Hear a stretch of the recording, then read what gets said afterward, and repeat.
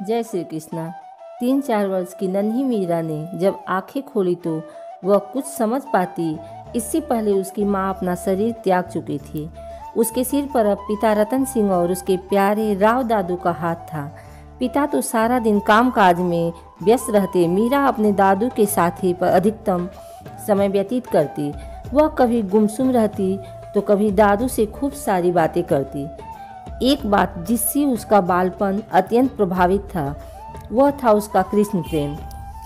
यह उसको माँ से विरासत में मिला था। वह जब भी मन करता अपने भगवान मुरलीधर के सामने खड़ी हो जाती और उनसे सारी बातें करती। दादू यह सब देखते थे और वे महसूस करते थे कि यह कृष्णोपासना उसकी माँ के गुण हैं, जिसके प्रभाव से मीरा का बालमन ही कृष्ण भक्ति की ओर अग्रसर हो रहा है। मीरा को यदि माँ की याद भी आती तो वह उसके लिए भी अपने कृष्ण से ही पूछती कि मेरी माँ मुझे छोड़कर कहाँ गई है। कभी रोती और कृष्ण विग्रह से कुछ बोलने का आग्रह करती। कृष्ण प्रेम तो ठीक था, पर माँ की याद में नन्ही कोमल आँखों में झलकने वाले आंसू देख दादू का हृदय फट जाता था। दादू ने सोचा कि क्यों न इसे कुड़की से अपने साथ मेड़ता ले जाऊं, ताकि मीरा का दुखी मन बदल सके। एक दिन दादू ने अपने पुत्र रतन सिंह को कहा, पुत्र, तुम पर मैं एक पिता और माता दोनों का बोझ नहीं डाल सकता। तुम प्रसन्नतापूर्वक वीरोचित कार्यों में जुट जाओ। मैं मीरा को अपने साथ लिए चलता हूँ। रतन सिंह ने सहर्ष बात मान ली। दादू मीरा को लेकर मेड़ता आ गए। मीरा अपने मुरली मनोहर और उनके सामान को भी लाना नहीं भूली। मीरा को भक्ति देनी थी, कृष्ण प्रेम से अलंकृत करना था, पर बदले में मिल गया माता की मृत्यु का दारुण असहाय दर्द। यह दारुण दर्द मीरा के भावी जीवन में विष बेल के समान न फैल जाए, इसलिए राव दादू उसे साए की तरह साथ लगाए रहते थे। उसके मन को बांटने का हर संभव प्रयास करते थे। उसे जलाशय ले जाते थे, स्फटिक से स्वच्छ जल में झिलमिलाती तारकावलियों को दिखाते। ज्योत्सनापूर्ण रात्रि होती तो आकाश के चाँद के जल में पड़ते प्रतिबिंब को दिखाते। मीरा दादू के निश्चल अगाध प्रेम में पल बढ़कर बड़ी हो गई। अब मीरा 11 वर्ष की हो गई थी। मीरा के अंतर्मन से कृष्ण के प्रति कविताएं एवं गीत स्वतः फूट पड़ते थे। इससे दादू बड़े प्रसन्नचित थे। 11 वर्ष की मीरा अपने से बड़े लगभग 80 वर्ष के दादू से भी सयानी हो गई थी। एक दिन मीरा ने कहा, दादू, व्यक्ति प्रसन्नता में किसी को भी मन चाहा वरदान देता है। दादू ने कहा, हाँ देता है। मीरा ने कहा, वचन दो दादू कि मैं कृष्ण भक्ति से कभी विमुख न होऊं। दादू ने कहा, तुम्हें तो हम कृष्ण अर्पित कर चुके हैं। मीरा ने कहा, दादू, तब यह भी समझ लो कि विवाह और भक्ति दोनों को साथ साथ साधना कठिन होगा मेरे लिए। राव दादू निर्णय लेते हुए बोले, मैं जब तक जीवित हूँ तुम्हारा विवाह नहीं होगा और मैं इस वचन की रक्षा करूँगा। अब कृष्ण भक्ति ही उसका ध्येय था। मीरा चतुर्भुज मंदिर की ओर हाथ जोड़ते हुए उठ खड़ी हुई। राव दादू सोच रहे थे कि भक्ति का मार्ग सरल भी है और कठिन भी है। कठिन इसलिए कि इस मार्ग में घर संसार, अपने स्वजन परिजन, आत्मीय बंधुजन सब एक एक करके खोते चले जाते हैं और अंत में हृदय में केवल भगवान बच जाते हैं। इस खोने की कीमत तो चुकानी ही पड़ती है।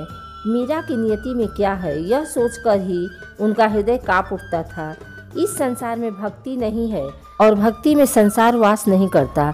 मीरा को संसार में रहकर कृष्ण भक्ति साधनी है। फिर मीरा का संसार कैसा और कितना भयानक होगा, यह सोचते सोचते दादू बुरी तरह अस्वस्थ रहने लगे। एक दिन उनकी तबीयत कुछ ज्यादा ही अस्वस्थ थी। प्रातः उठते ही दादू की अस्वस्थता की सूचना मीरा को मिली। वह कच्छ की भीड़ को चीरते हुए दादू की शैया तक पहुंची। दादू की आंखें उसी को ढूंढ रही थी। मीरा को देखते ही उनमें एक हल्की चमक आई और उनके मुख से स्पष्ट शब्दों में निकला, मीरा। मीरा दादू के वक्ष पर मूल विहीन वृक्ष की तरह गिर पड़ी। दादू, तुम्हें क्या हो गया? मैं कैसे तुम्हारे बिना रह सकती हूँ? माँ भी मुझे छोड़कर चली गई है। तुम्हारे बिना मैं कैसे जीवित रहूँगी? राव दादू के ओठ हिले। उन्होंने हल्के शब्दों में कहा, जिसका कोई नहीं होता उसका भगवान होता है। मुरली मनोहर तुम्हारा ध्यान रखेंगे, वही तुम्हारे सगे संबंधी होंगे। तुम उनको नहीं भूलना, वे तुम्हें कभी नहीं भूलेंगे। शब्दों में अपनी कोई सामर्थ्य नहीं होती, वरन सामर्थ्य उसके पीछे के व्यक्तित्व की होती है। साधारण व्यक्ति के मुंह से निकले असाधारण शब्द भी वह प्रभाव नहीं दिखा पाते जो असाधारण व्यक्ति के मुंह से निकले साधारण शब्द दिखा पाते हैं। दादू के साथ मीरा का संबंध भावनात्मक ही नहीं, आध्यात्मिक भी था। दादू का जैसे अनुभूति थी कि मीरा भक्ति के क्षेत्र में किस क्रांति को जन्म देने के लिए अवतरित हुई है, इसलिए दादू ने मीरा को जो कहा वह था तो साधारण, परंतु उसका प्रभाव व्यापक हुआ। मीरा ने दादू के कहे गए शब्दों को हृदय से लगा लिया। उसने निश्चय कर लिया कि भगवान कृष्ण के अतिरिक्त न तो वह किसी को अपना मानेगी और न किसी और को समर्पित होगी। सनह सनह मीरा और कृष्ण जैसे एक ही व्यक्तित्व हो गए। ऐसा लगा कि मीरा अविवाहित ही रहेगी, परंतु नियति को कुछ और ही स्वीकार था। एक दिन वह समय भी आया जब मीरा को विवाह के बंधन में बंधना पड़ा। मीरा का विवाह जिस परिवार में हुआ, उस परिवार वालों ने ही उसको मारने की तैयारियां प्रारंभ कर दी। कच्छ में जहरीला सांप छोड़ने से लेकर विष का प्याला देने तक ऐसा कोई मार्ग उन्होंने नहीं छोड़ा जिससे कि मीरा को भक्त के मार्ग से विचलित किया जा सके। परंतु भक्त की रक्षा की जिम्मेदारी स्वयं भगवान की होती है। जितनी बार कष्ट उपस्थित हुए उतनी ही बार उनसे रक्षा के साधन भी। ऐसे ही कठिन समय में मीरा को अपने दादू की बहुत याद आई। उसी भाव को सन्मुख रख मीरा ने अपने मन की व्यथा संत शिरोमणि गोस्वामी तुलसीदास जी को लिख भेजी। गोस्वामी तुलसीदास स्वयं भक्ति की परिभाषा थे। उनका जीवन भगवान श्री राम की भक्ति और उनके प्रति अनन्य प्रेम की अभिव्यक्ति में गुजरा था। वे न केवल भक्ति की राहों से परिचित थे, अपितु उस पथ पर मिलने वाले कष्टों से भी।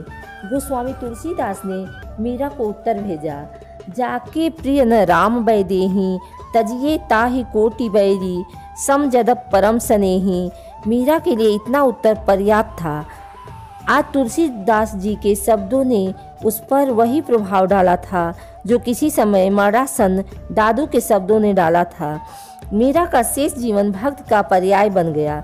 जिस तरह प्रभु अनंत हैं, वैसे ही उनके भक्त के मार्ग अनंत हैं और उन अनंत मार्गों पर चलने वाले पथिक अनंत हैं। पर उन अनंत पथों के अनंत पथिकों के बीच यदि कहीं एक चमकता रत्न दिखाई पड़ता है तो वह मीरा की भक्ति का ही है। भावपूर्ण शब्दों से प्रारंभ हुई वह यात्रा भक्त के चरमोत्कर्ष पर पहुंचकर ही संपन्न हुई। मीरा की भक्ति से हमें यह संदेश मिलता है कि किसी भक्त का यह आशा करना कि भगवान उसके इशारों पर नाचने के लिए सहमत हो जाएगा, आत्म प्रवंचना भर है। भक्त को ही भगवान के संकेतों पर कठपुतली की तरह नाचना पड़ता है। भक्त की इच्छाएं भगवान पूरी नहीं करते, वरन भगवान की इच्छा पूरी करने के लिए भक्त को आत्मसमर्पण करना पड़ता है। बूंद को समुद्र में घुलना पड़ता है, समुद्र बूंद नहीं बनता। यही उपासना का एकमात्र तत्व दर्शन है। जय श्री कृष्ण।